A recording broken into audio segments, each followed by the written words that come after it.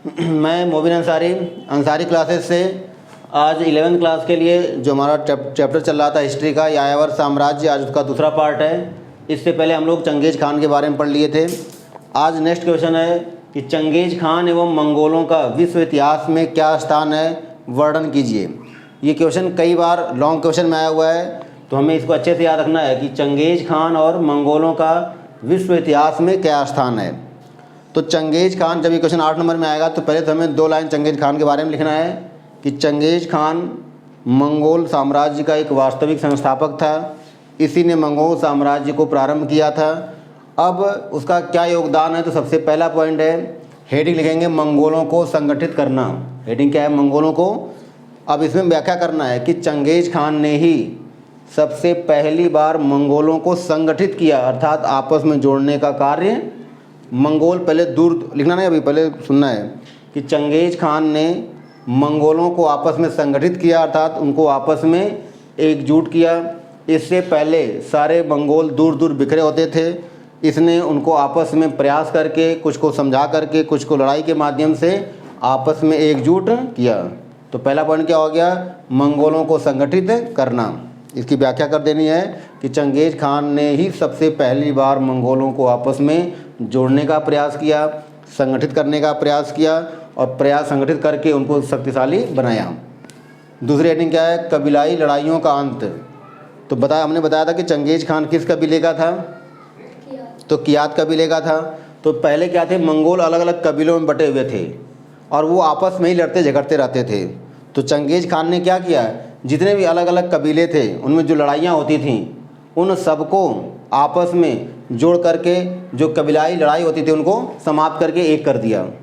अर्थात ये बताना है कि चंगेज़ खान ने क्या किया कि सारे कबीलों को, जो पहले एक दूसरे के खिलाफ लड़ते झगड़ते रहते थे, उनको समझा बुझा करके, जो लड़ाइयाँ होती थी उनको अंत करके एक विशाल साम्राज्य की स्थापना किया। तो हमें बताना है कि चंगेज़ खान से पहले जो मंगोल थे अलग अलग कबीले में बटे थे, वो आपस में लड़ते झगड़ते रहते थे। चंगेज़ खान ने अपने प्रयास के माध्यम से इन कबीलाई लड़ाइयों को समाप्त किया और इनको आपस में जोड़ दिया। तीसरी हेडिंग क्या है, चीनियों के शोषण से मुक्ति। बताना है कि चीन के लोग हमेशा मंगोलों पर आक्रमण करते रहते थे, मंगोलों का शोषण करते रहते थे। तो जब चंगेज़ खान यहाँ का शासक बना, शासक बनते ही इसने न केवल चीनियों के शोषण से मंगोलों को मुक्त किया, बल्कि अब चीन पर आक्रमण करने लगा। पहले चीन के लोग आक्रमण करते थे, चंगेज़ खान जैसे शासक बना तो चीनियों के शोषण से मंगोलों को मुक्त किया और उल्टा चीन पर बार बार आक्रमण करने लगा। और इसी से परेशान होकर के चीन के राजा ने चीन की दीवार का निर्माण करवाया। तो यहाँ लिखना है कि चंगेज़ खान ने मंगोलों को चीनियों के शोषण से मुक्ति दिलाई, और मुक्ति दिलाने का मतलब कि अपने शक्ति के माध्यम से चीनियों को पराजित किया और पराजित करके मंगोलों को उनके अत्याचार से आज़ाद किया। फिर है समृद्ध बनाना। चंगेज़ खान ने मंगोल साम्राज्य को समृद्ध बना दिया, मतलब अमीर बना दिया।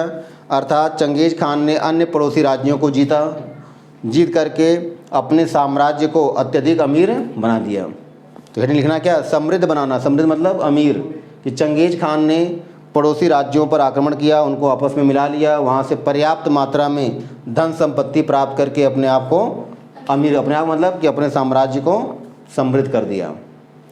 नेक्स्ट क्या है, पार महाद्वीपीय साम्राज्य। पार का मतलब है कि एक महाद्वीप से लेकर दूसरे महाद्वीप तक इसने अपना साम्राज्य विस्तार किया। तो बताना है कि चंगेज़ खान ने मंगोल साम्राज्य का विस्तार न केवल एक महाद्वीप में बल्कि दूसरे महाद्वीप तक किया। अर्थात चंगेज़ खान ने मंगोलों का साम्राज्य विस्तार इतना ज़्यादा कर दिया कि इसका विस्तार एक महाद्वीप से लेकर दूसरे महाद्वीप तक फैल गया, अर्थात कहाँ तक, यूरोप तक। तो बताना है कि चंगेज़ खान ने अपनी शक्ति के माध्यम से मंगोल साम्राज्य का विस्तार न केवल एक महाद्वीप में बल्कि पार महाद्वीपी, अपने महाद्वीप से पार भी किया, अर्थात सबसे अधिक अपने साम्राज्य का विस्तार किया। फिर बताना है कि व्यापार के रास्तों और बाज़ार को पुनः स्थापित। हमने बताया था कि पहले क्या था कि चीनियों ने क्या किया कि मंगोलों के बाज़ार, जो व्यापार के रास्ते थे, उस पर कब्जा कर लिया था। मंगोल के लोग व्यापार नहीं कर पा रहे थे, बाज़ार सब कुछ नष्ट हो चुका था। जब चंगेज़ खान शासक बना तो सबसे पहला काम क्या किया कि बाज़ार के रास्तों को पुनः स्थापित किया, कि जिन रास्तों से व्यापार होता था उन रास्तों को सुरक्षित किया ताकि लोग अच्छे से व्यापार कर सकें, और जगह जगह फिर से बाज़ार लगाना शुरू कर दिया। मतलब कि उसने दो काम किए, एक तो जिन रास्तों से व्यापार होता था उनको सुरक्षित कर दिया ताकि लोग अच्छे से व्यापार कर सकें, और जो बाज़ार पहले लगा करते थे उनको भी क्या हुआ, नियमित रूप से फिर से बाज़ार लगवाने लगा। तो इससे भी क्या हुआ कि मंगोल क्या बन गया, समृद्ध।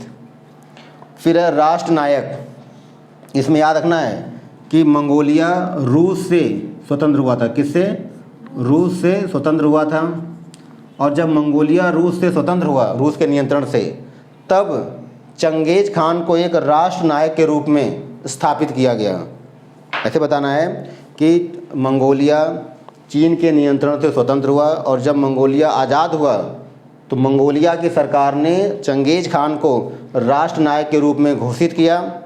और उतना ही नहीं, इन्हें आराध्य प्रतिमा, मतलब पूजनीय व्यक्ति और